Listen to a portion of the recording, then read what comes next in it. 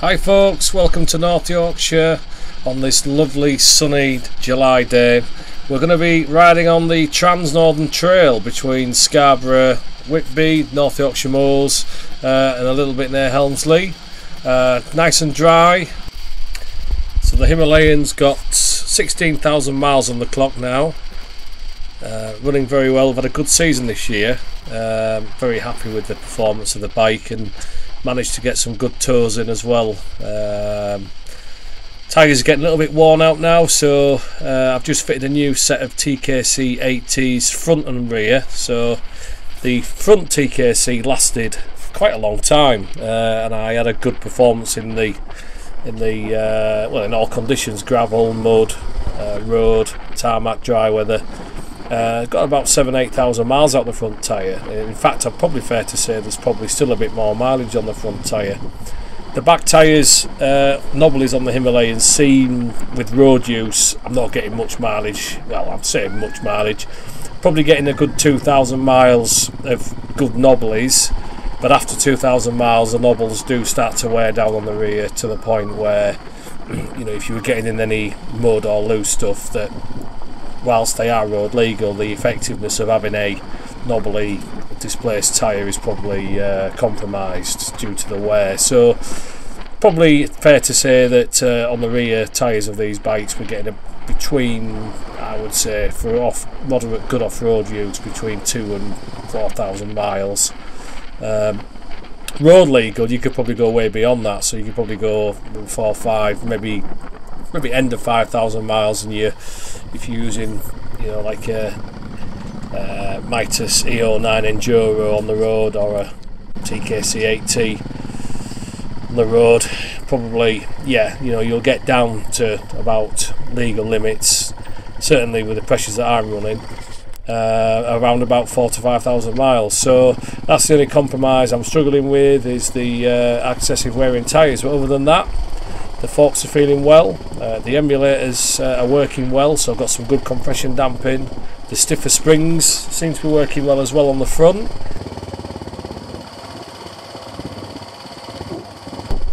So we've just gone through a campsite. It's Yedmondale campsite near Ayton in Scarborough. So it looks a little bit, when you first come up here, you think, hang on a minute here, this is a campsite, should I be here? There is actually a legal unclassified road which runs right through the centre of the campsite.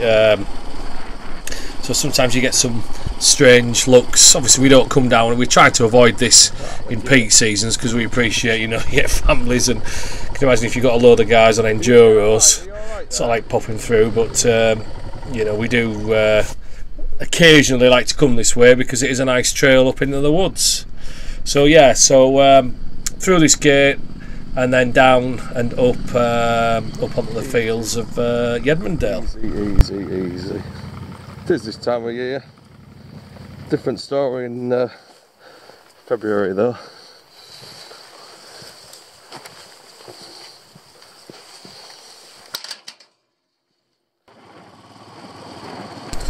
Now my mate Ed has just made that look quite easy, coming through that little climb. Believe it or not, in the winter this is actually very tricky because this is bone dry, so it's just dusty, so we're enjoying this now.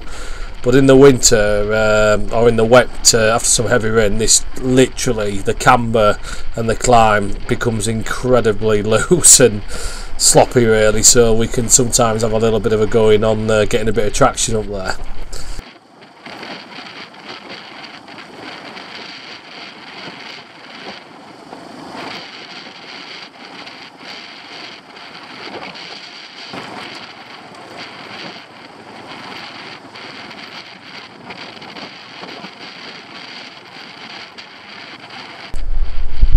Yeah, it's really lovely up here in the summer. The you know, the harvesting, it's dry, it's been harvested, so the barley's been cut back, but you really can't beat it when it's you know, when the grass is dry, and you know, it's just a lovely part of the world. It'll be very different in 6 months' time, I can assure you that.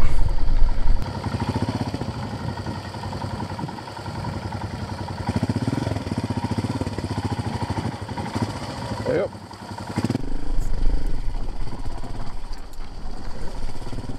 So riding down here is very different in the summer. It's lots of long grass now. There's a couple of places where we ride where we call it bushwhacking, where thankfully your hand guards do take care. You get the odd bramble that's sticking out and sometimes gets wrapped around your gloves, so good strong hand guards do protect your your levers and certainly your fingers. But yeah, it gets just a bit thick here at the moment. Like I say, it's just that time of summer. Quite a lot of flies around as well. I do ride up and face. It gets me cold, but stopped wearing my goggles. My goggles were steaming up when I'm going at low speed, so I just wear some mountain biking glasses on, my shades on, and that just basically keeps the flies out of my eyes and obviously gets rid of the glare, you know. But yeah, like I say, this is just a little trail that runs down into the top of Wycombe Forest now. So again, in the winter this is quite tricky because it's on a camber and we get a slide, and in fact I think both of us have dropped our bikes along here in the past, but today it's great. Yeah, just focus on that centre line, and as long as you focus where you want to go, the bike just will take you there. But the key here now is not to panic, is just look at where you want to be, you know, keep the bike planted, push your weight on the pegs either way, so when you want to steer the bike, you know, use your pegs as well to you know, to move your body weight around. And here we are, Wycombe Forest.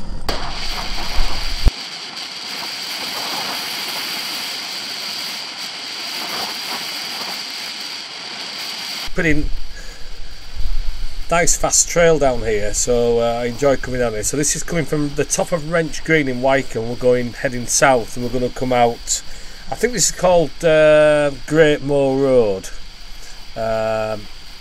and like I say, it's quite a potholy road. This is where the fork upgrades and the suspension upgrades are really working on the Himalayan. But if you notice on here, like I say, I've managed now, I've ridden this quite a lot, to just keep focused on that centre line. So I actually ride in the middle, so we're on this sort of like elevation section there. It's got a bit of a fly in my face there, and it's just great, you know, flying down here. My mate's in front. The only issue I do get is obviously when you're following somebody in the dust, you get a lot of dust in your face and your air filters, so I've actually put a pre-filter on now. It's an old DR250 oil filter, sorry, not oil filter, air filter, which is oiled, and I've just literally stuck that over the air intake of my paper air filter, just in the dusty stuff, because it is very dusty, and I've noticed that the air filters do get clogged quite quickly on the, you know, certainly when you're following somebody.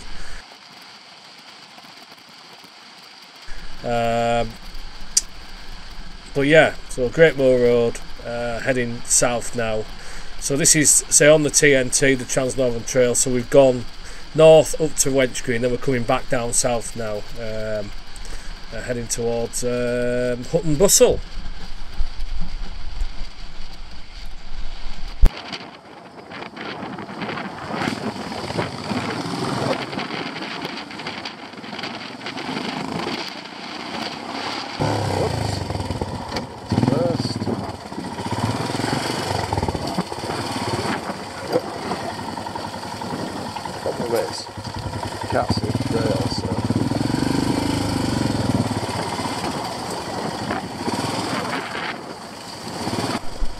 We've got more bushwhacking going on here.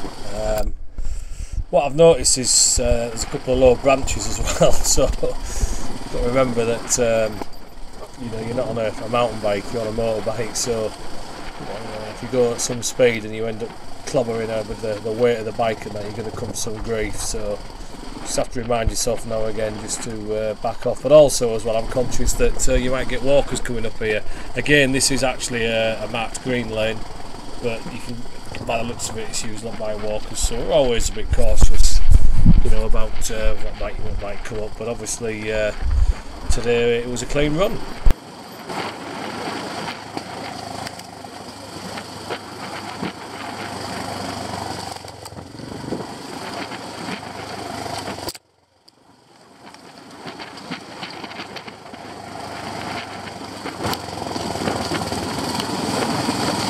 Can't see the trail, so I'm guessing some bloody big ruts here, like, so this is where it gets a bit nervy.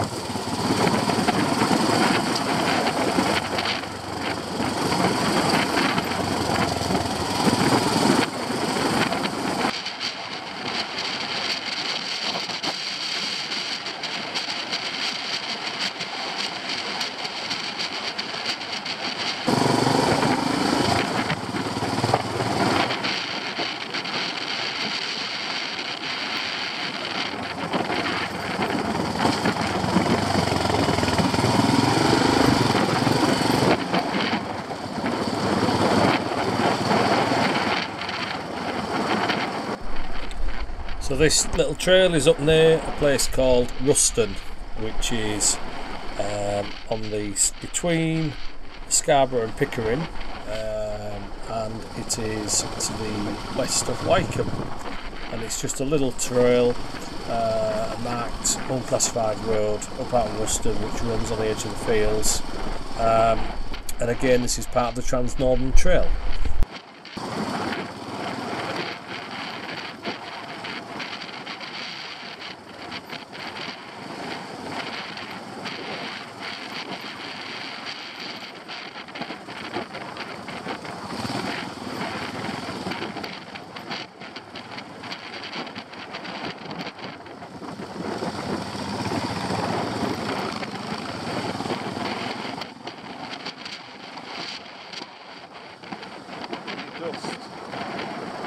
We then picked up the Pickering Road to Kirby Moorside, and we headed to a place called Bedlam, or Bedlam, should I say.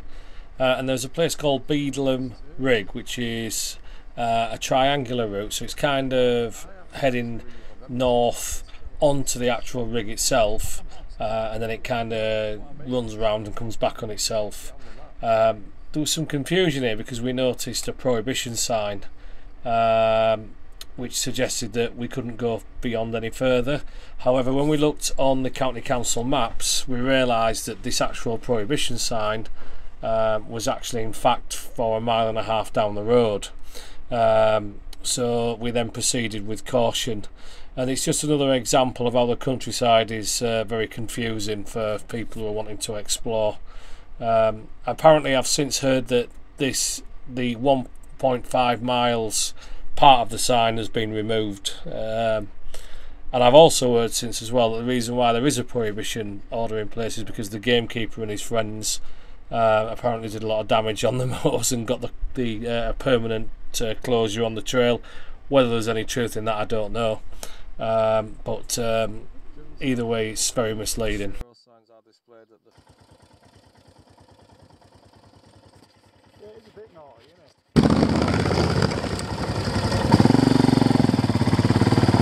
ABS off.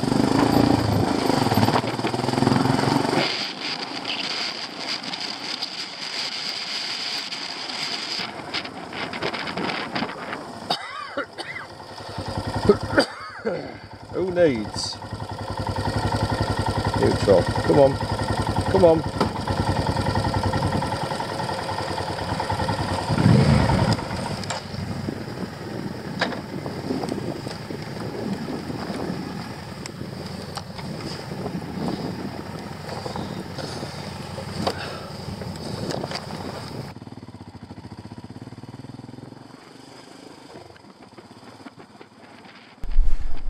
So we're through the gate.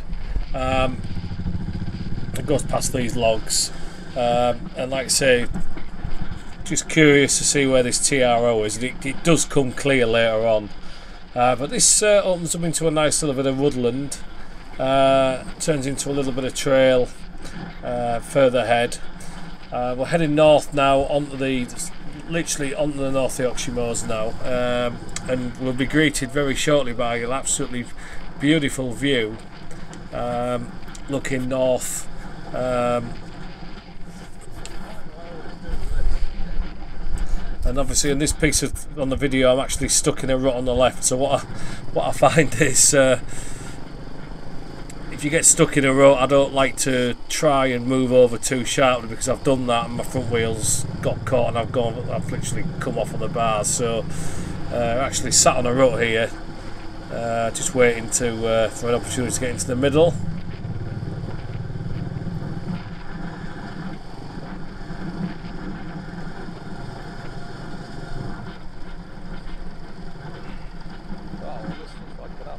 But yeah, beautiful day.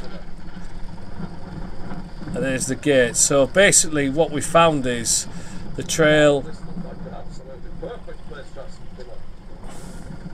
So we're going to stop here for some lunch, but what we've established is that the actual TRO is directly in front,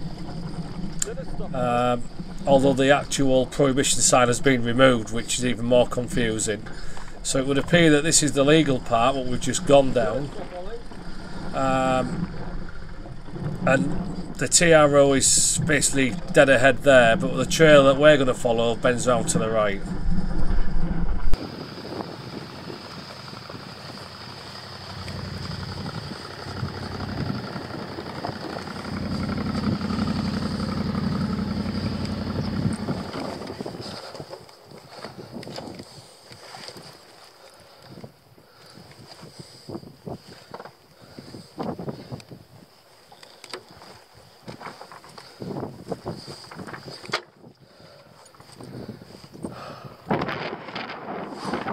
Steady away.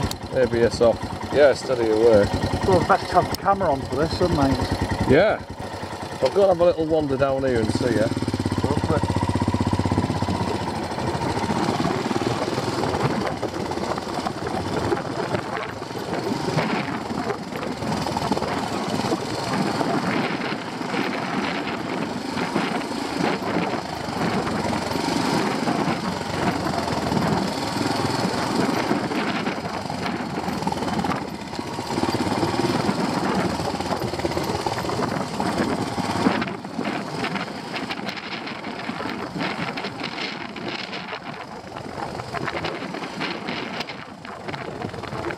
Stop and take the view in. Look at that. What a view. What a view that. Have a little sit down.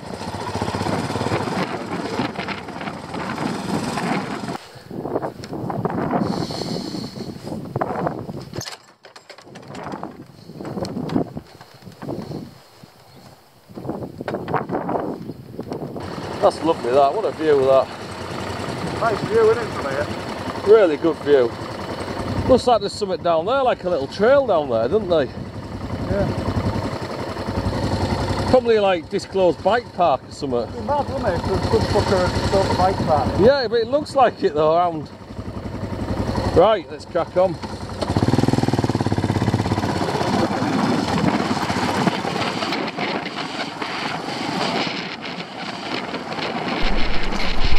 Yeah, so this is a great, it's a great view, a great ride.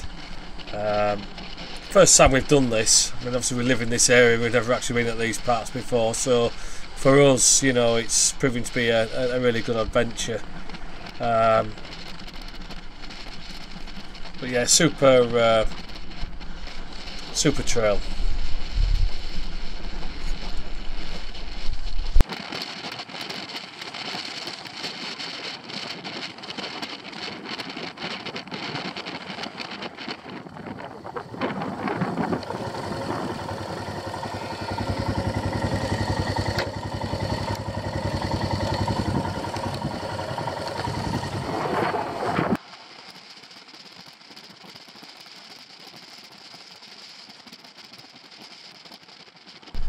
So this is another road which is new to ourselves, and this is taking us down to a little place called Cauldron Mill, which you'll see appear just round this bend. So it looks to me like it's a very old mill, which over the bridge appears to be a dead end, but actually the Cauldron Mill Road, which is a very old Class 5 road, goes up through into the woods, and this is a lovely climb, so it progressively gets steeper up to a gate, and yeah, this was a real pleasant surprise for us.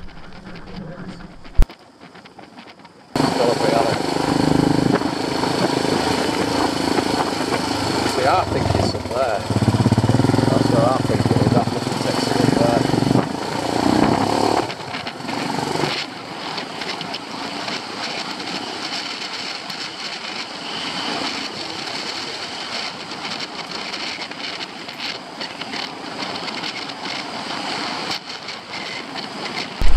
there. Yeah, so the low down torque of the Himalayan is really advantageous here. So you know, any steep rocky climbs and the long stroke just purrs over. You know, no need to slip the clutch. It's very hard to stall. In fact, you can drop the revs probably down below 1000 RPM. You know, but yeah, it just purrs along very confidently. Really enjoyable, yeah, really enjoyable. Right, this is quite steep here, so it's got to set the. Oh, right. Can you get down there all right? I'll you in a minute.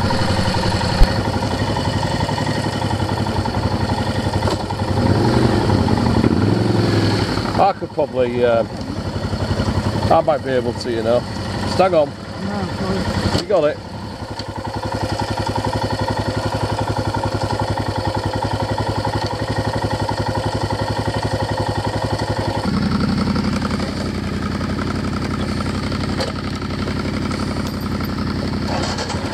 All right.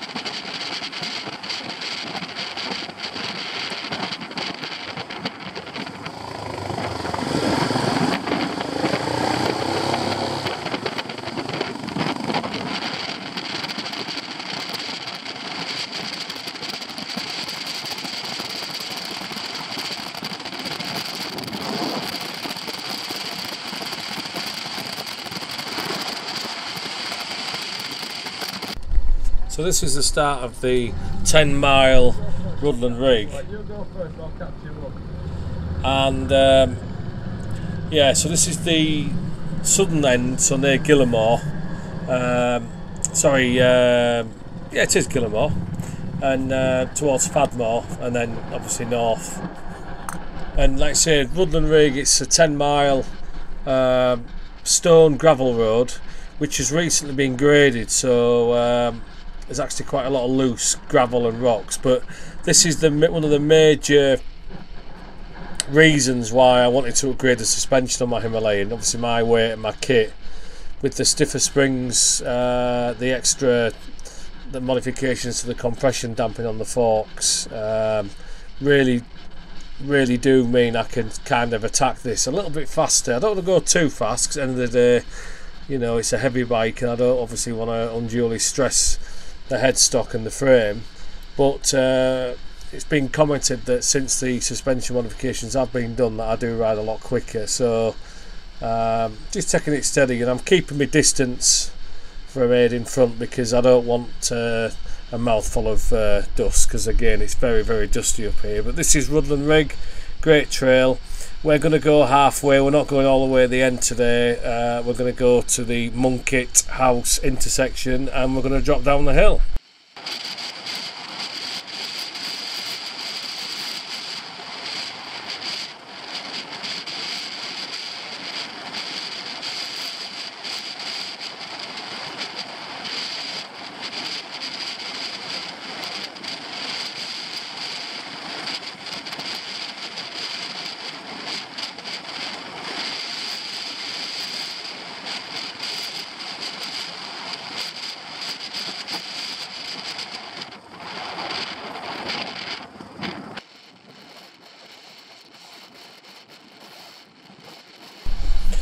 So we're heading down Monket Bank, so we've turned off Woodland Rig and we're heading east, and basically on the left, to my left, is Blakey Ridge, so where the Lion Inn pub is. So this turns into quite a steep descent. Watch the shape. So I normally, obviously with the ABS off, I think I have a bit of a going on it, because I can't remember if I've turned the ABS on or off, so I can feel it on the brakes, but I just leave it in first gear and let the engine braking do the rest and just pick my lines. I like to stand up so I can see ahead, and I just trundle down. If I pull the clutch in, the bike will run away. I don't think the video gives it justice to actually how steep this section is, but it is very steep, but quite straightforward.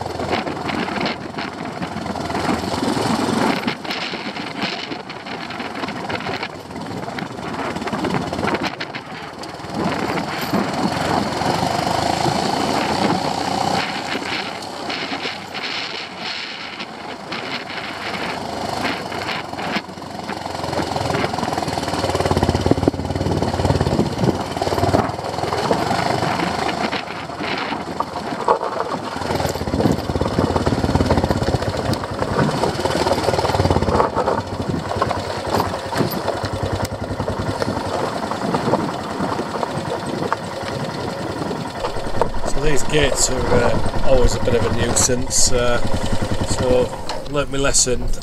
Don't go too close to them, give yourself plenty of room, because obviously when you're facing downhill it's very hard to wheel your bike backwards. Although I have learnt a technique where I can spin my bike on its centre stand now, which is handy, so I can actually flip the bike round in situ 180 degrees, which is really handy, providing you can do that if you're not in a rut.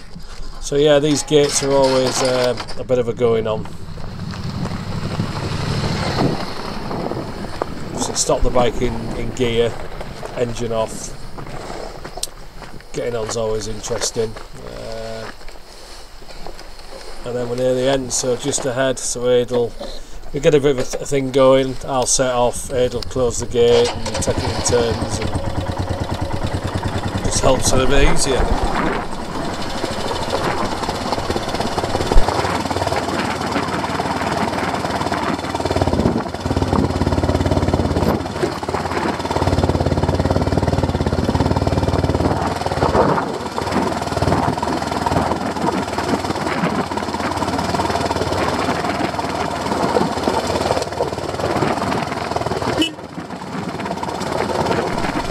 So I noticed a guy just about to close the gate ahead, so pipping the horn, and he sees us. So the house in front of us is Monket House. Thankfully the guy on the I think he's on a KTM needs to get up, so thanks for that, pal.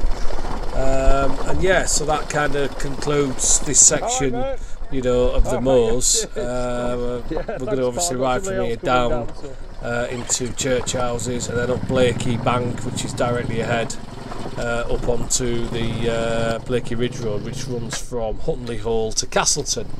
We're then going to divert through to Fry up and pick the Yorkshire Cycle Hub, which has great tea, coffee and of course cake.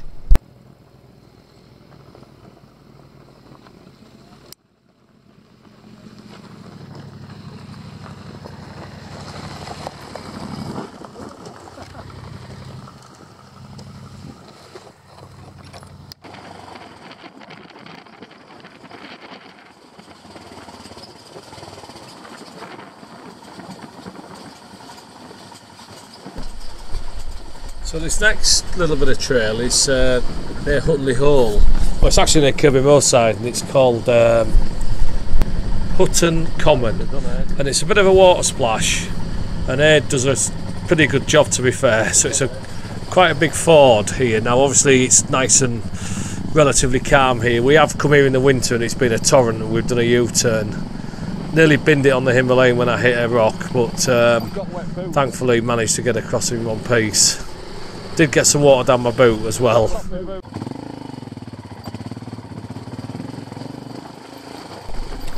So that concludes this video of the Trans-Northern Trail between Scarborough, Helmsley and Whitby. Some fantastic trails to explore in this area. Quite easy. There are one or two sections more near Whitby which are a little bit more challenging, so a little bit of experience needed, but in the main this is it's a great area to explore. And we spent an entire day really, from Scarborough just being around here. We ended up going, like I say, to the cycle hub and then back over to Whitby and back down to Scarborough again. So it's a full day. I have known people do the Trans-Northern Trail in a full week.